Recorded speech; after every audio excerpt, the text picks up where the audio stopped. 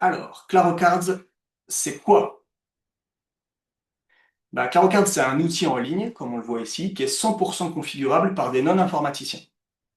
Il peut s'adapter à n'importe quel process, à n'importe quel projet, à n'importe quelle organisation. Dans nos clients, par exemple, on a des gens qui utilisent ClaroCards pour leur planning éditorial, d'autres pour leur CRM, on va le voir de façon concrète tout à l'heure, d'autres pour leur gestion de projet, d'autres pour leurs réunions, d'autres pour leurs audits, pour gérer la charge de leurs équipes, donc ça c'est ce qu'on a dit, hein, le capacity management, pour gérer des portfolios, chez Sephora, c'est ce qu'ils font par exemple, et puis aussi des process bien plus complexes, qui sont par exemple le suivi de déviations dans la production de médicaments, ce qu'on fait chez GSK.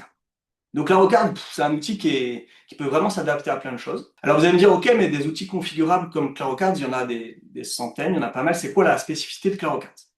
Déjà, c'est belge, Clarocard. Et j'ai envie de dire, quand j'ai dit ça, presque j'ai déjà tout dit. En vrai, on rigole, mais c'est quand même super important dans le contexte actuel. Je ne sais pas si vous avez vu la problématique, la polémique autour de WeTransfer ces derniers jours. WeTransfer, vous savez, c'est un service qui permet de transférer des fichiers assez lourds. Et ils ont changé leurs conditions d'utilisation et ils se donnaient le droit d'utiliser vos fichiers pour entraîner leur IA. Bon, ils ont rétro-pédalé, ils ont fait une déclaration en disant non, non, non, on ne va pas le faire. Mais en fait, quand même, la question de la souveraineté, de la confidentialité des données aujourd'hui, c'est une vraie question pour beaucoup d'entreprises. Eh bien, première chose, CloudCards, on est belge, mais surtout, on ne respecte pas le RGPD par contrainte, pas parce qu'on y est obligé, mais par conviction. En fait, on veut respecter le RGPD, parce que pour nous, c'est important, on n'accède pas à vos données, on n'utilise pas vos données, c'est vos données, elles ne nous appartiennent pas, on vous en laisse 100% être. Première chose importante concernant CloudCards. Deuxième chose, on veut vous aider à avoir plus clair dans vos données.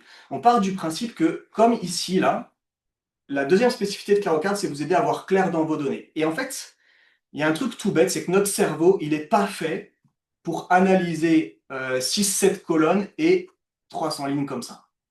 Ah, c'est juste que il n'y a rien à faire, on n'est pas fait pour ça. Notre cerveau ne le fait pas. Et donc, ClaroCards, chez nous, on dit il y a trop d'informations. Donc, on veut vous donner plus de clarté et pas vous aider à tout suivre, mais vous aider à mieux suivre. Donc, on a mis dans ClaroCards plusieurs outils, plusieurs fonctionnalités pour aider à zoomer sur l'information, ce qu'on appelle donner la bonne info à la bonne personne au bon moment. Alors, je vous montre quelques fonctionnalités. Déjà, la première chose, c'est le vocabulaire. Ici, c'est le vocabulaire que j'ai choisi. Donc, par exemple, quand je passe dans ce mode, où j'analyse mes données, première chose, c'est mon vocabulaire. C'est moi qui l'ai choisi. Je peux le faire évoluer dans le temps. C'est moi qui ai décidé que ce serait responsable, que ce serait progrès, que ce serait en cours à faire. C'est moi qui ai choisi les couleurs. Donc déjà, ça, c'est un gros avantage parce que ça facilite la prise en main. C'est pas à vous de vous adapter à ClaroCards ou de vous adapter au logiciel comme habituellement. C'est le logiciel ClaroCards qui s'adapte à vous, à votre vocabulaire, à votre façon de voir les choses, à votre réalité de la vie. Et ça, c'est hyper pratique dans une entreprise parce que ça facilite l'adoption du logiciel. Et puis, ça facilite la discussion, l'analyse, ça facilite le fait de pouvoir prendre des décisions ensemble. Tout à l'heure, je vous montrerai comment on fait évoluer différentes données, mais c'est un gros avantage de ClaroCards. Deuxième grand avantage de ClaroCards, c'est les filtres. Dans ClaroCards, vous pouvez filtrer sur tout ce que vous voulez, toutes les valeurs que vous avez définies. Par exemple, ici, donc là, j'ai une liste de tâches, on va dire que c'est un projet, avec des responsables, avec un progrès, voilà, en cours, à faire, à réviser, abandonner, une date d'échéance, une certaine complexité en trois étapes, une valeur business, un budget, une durée. Je peux filtrer sur l'ensemble de ces valeurs très rapidement. Par exemple, je veux savoir ce qui concerne Marc et Julie, parce qu'on est en réunion ensemble, dont la valeur business est indispensable et ce qui prend moins de 20 heures. Et ben voilà. En quelques clics, l'information s'est réduite. Je n'ai plus que quelques informations. Et là, en réunion, en analyse, en gestion managériale, simplement, j'ai les informations dont j'ai besoin à cet instant. Les fils de ClaroCard, c'est extrêmement puissant. On pourrait y passer des heures. Là, c'est juste pour vous faire goûter un tout petit peu. Autre grande fonctionnalité de ClaroCards, j'enlève mes filtres, ce sont les différentes vues. ClaroCards vous permet de visualiser les données sous différentes formes. Donc ici, c'est la visualisation liste qui, on va dire, correspond à celle d'Excel. Vous avez la possibilité de voir les données, par exemple, sous forme de grille, ce qui permet aussi la discussion en équipe. Quand on passe en mode plein écran, on ne voit que les informations qui nous concernent. Hop, je reviens sur cette version-là. Vous pouvez l'avoir sous forme de Kanban, qui est une vue très classique. Et là encore, on peut voir en fonction, on peut trier les informations en fonction de chacune des grandeurs. Je veux voir ce qui concerne les responsables, en fonction du progrès, en fonction de la complexité. Je peux vraiment voir les informations comme je le souhaite. Donc les vues sont très pratiques. On a la matrice Eisenhower. On a la vue galerie qui est très pratique pour nos amis designers notamment, puisqu'on peut mettre une image qui décrit les cartes, par exemple. On a la vue Gantt. Je vais vous la montrer sous cette forme. Donc, vue assez classique sur laquelle on peut regarder les informations soit par jour, ici c'est par mois, soit par quadrimestre si on veut, et voir l'ensemble des infos. Et la vue chart, où on peut voir les informations, évidemment en fonction soit de bar chart, line chart, radar chart, du responsable, du progrès, et là encore, on peut aller trier sur chacune des dimensions qu'on a créées. Une vue qu'à ma connaissance, on est les seuls à avoir, c'est la vue casino. La vue casino, c'est une vue qui est vraiment extrêmement pratique pour faciliter la discussion. C'est une de nos valeurs dans Claro Cards, on aime faciliter la collaboration.